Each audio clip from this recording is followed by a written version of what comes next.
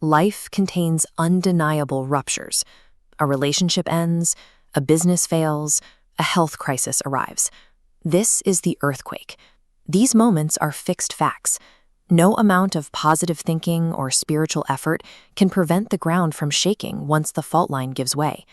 The earthquake consists only of raw, objective data: the balance in a bank account, the words spoken in a room, the physical loss. These are the boundaries of the event itself.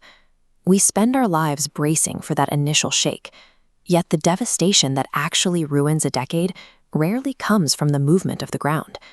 But the real destruction arrives shortly after the physical ground stops moving. We call this the tsunami. This is the arrival of the meaning-making process, the 3 a.m. replays, the projected fears about what happens next, the internal story that this event proves a fundamental inadequacy. The mind blends these two forces together. The internal, thought-generated panic appears to be an inevitable physical extension of the broken stone. The earthquake might have lasted 30 seconds, but the resulting mental flood can drown a person for years. As long as we mistake the water for the rock, we remain trapped in a state of drowning. We struggle against an external world that isn't actually the source of the weight we feel. Think of how the same facts feel entirely different from one day to the next. The bank balance is identical, but on Monday it feels like a crisis, and on Wednesday it feels like a puzzle to solve. This happens because 100% of human experience is generated from the inside out, via thought in the moment. This horizontal timeline isolates the mechanics. At T0, the earthquake is a fixed spike. At T+1, a separate wave graph forms, the thought-generated aftermath. Because this tsunami is made of thought, which moves like weather, the devastation is transient. When thinking moves, the wave dissolves. This decoupling fundamentally changes the nature of the crisis. The ground can shake without the water ever rising. Realizing that suffering is an internal generation hands you back the power to survive the external event. The earthquake is unavoidable, but the drowning is not. If you are the one generating this flood, what does your specific personal pattern of panic look like? Human thought loops follow consistent blueprints. We each amplify a crisis into a flood using a distinct, recognizable pattern unique to our own design.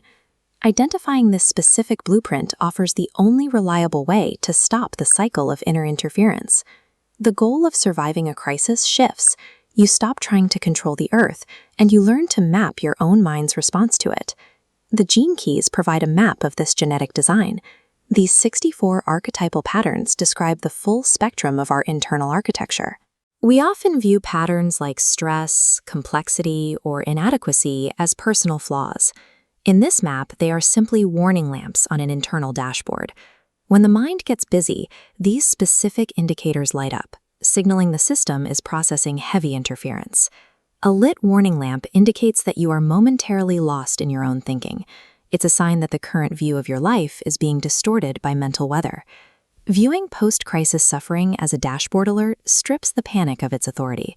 It becomes a signal to wait for the weather to clear, rather than a prophecy to be feared. Noticing the warning lamp without trying to fix it allows the mental waters to settle on their own. The system is designed to return to equilibrium. Underneath the thought-generated noise, a natural clarity is always broadcasting. It is the unbreakable signal that exists before the earthquake and remains after it. This clarity is encoded in your DNA. It expresses itself as your unique strengths, your gifts, which become visible the moment the mental static clears. You possess the map to let the tsunami pass. By reading your own warning signs, you stay grounded